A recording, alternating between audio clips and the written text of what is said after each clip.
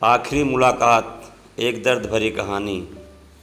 यह love story है सुरेश और शिवानी की, जिसका जन्म एक ऐसे गांव में हुआ था जिस गांव में आज भी वहां के लोग जात प्रथा से बाहर नहीं निकले हैं। लेकिन उसी गांव में सुरेश नाम का एक लड़का रहता था जो जात से दलित समाज का था। वह अपना घर चलाने के लिए बच्चों को ट्यूशन पढ़ाया करता था। सुरेश हमेशा बच्चों को सही राह पर चलने की सीख देता था। शिवानी भी उसी गांव में रहती थी और वो सुरेश को अक्सर बच्चों को पढ़ाते हुए देखा करती थी। शिवानी के पिता गांव के ही मंदिर में पुजारी थे। शिवानी रोज़ सुबह मंदिर में पूजा करने जाया करती थी। सुरेश भी मंदिर के रास्ते से ही बच्चों को पढ़ाने जाया करता था। अक्सर दोनों एक दूसरे को देखकर नज़रें झुका लिया करते थे। सुरेश गांव के बच्चों को एक बरगद के पेड़ के नीचे पढ़ाया करता था। कभी कभी शिवानी भी उसी जगह आ जाती थी। सुरेश शिवानी को मना भी करता था कि तुम यहाँ पे मत आया करो, अगर तुम्हारे पिता ने देख लिया तो बहुत बड़ी समस्या खड़ी हो जाएगी। गांव में अक्सर जाति धर्म के कारण बहसबाजी हुआ करती थी और सुरेश इन लड़ाई झगड़ों से दूर रहता था। सुरेश शिवानी को बचपन से जानता था और वह ये जानता था कि शिवानी बहुत ज़िद्दी है। सुरेश के मना करने के बाद भी शिवानी उस बरगद पेड़ के पास आ जाया करती थी। एक दिन गांव के एक व्यक्ति ने शिवानी को सुरेश से बात करते हुए देख लिया। फिर उसने ये सारी बात शिवानी के पिता को बता दिया। पिता ने अगले दिन शिवानी से कहा, तुम जल्दी से तैयार हो जाओ, तुम्हें देखने लड़के वाले आ रहे हैं। ये बात सुनकर शिवानी हैरान थी कि अचानक से उसके पिता ने ये निर्णय कैसे ले लिया।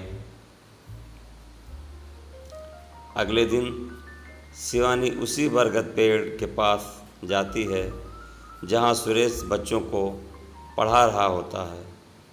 शिवानी ने सुरेश से कहा, पापा ने मेरे लिए लड़का देखा है, मेरी शादी होने वाली है। सुरेश, ये तो अच्छी बात है शिवानी, लेकिन मुझे शादी नहीं करनी है, मुझे यहीं रहना है इसी गांव में। सुरेश, क्यों, ऐसा क्या है इस गांव में जो तुम यहाँ से जाना नहीं चाहती हो? शिवानी, क्योंकि इस गांव में पापा हैं और तुम हो। इतना कहकर शिवानी वहाँ से चली जाती है। सुरेश अब समझ चुका था कि शिवानी उसे पसंद करती है। सुरेश के दिल में भी शिवानी के लिए प्यार था, लेकिन उसने कभी भी अपने दिल की बात शिवानी को नहीं बताया। सुरेश ने गांव की जातिवाद समस्या की वजह से अपने प्यार को दिल में ही दबाए रखा था। लेकिन जब शिवानी ने उससे कहा कि उसकी शादी होने वाली है, तब सुरेश की दिल की धड़कनें तेज हो गई थी। लेकिन उस समय सुरेश ने शिवानी के सामने ऐसे बात किया मानो जैसे कि उसे कोई फर्क ही ना पड़ता हो। अब दोनों के दिल में एक दूसरे के लिए प्यार था, लेकिन उन्हें समझ में नहीं आ रहा था कि अपने प्यार का इजहार कैसे करें।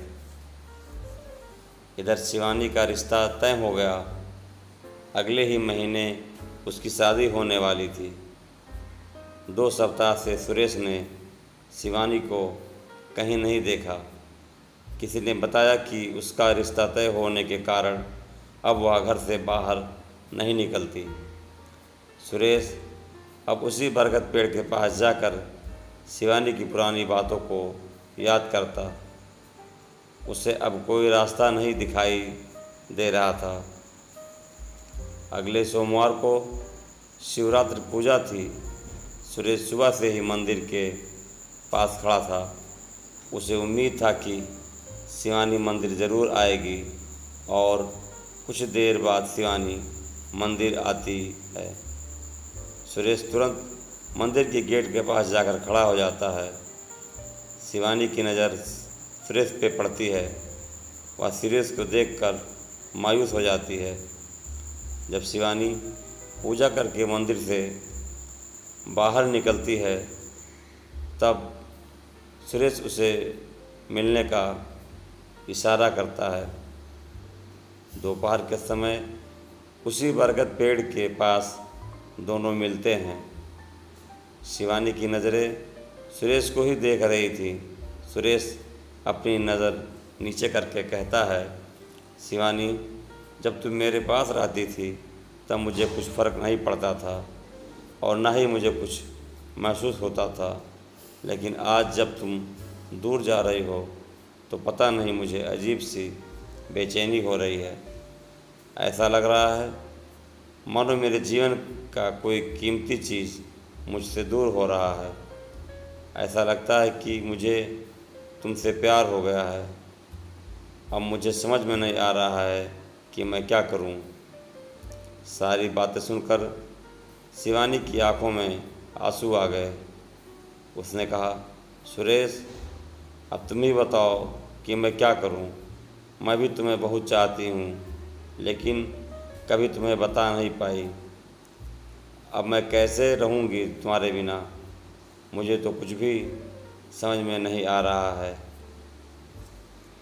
अंत में सुरेश ने शिवानी से कहा कि चलो हम दोनों यहाँ से कहीं दूर भाग के शादी कर लेते हैं, लेकिन शिवानी ने सुरेश को मना कर दिया, क्योंकि शिवानी को अपने पिता की इज्जत और गांव में उनकी मान सम्मान सामने दिखने लगी और वो ऐसा कोई कदम नहीं उठाना चाहती थी जिसकी वजह से उसके पिता का सिर झुके।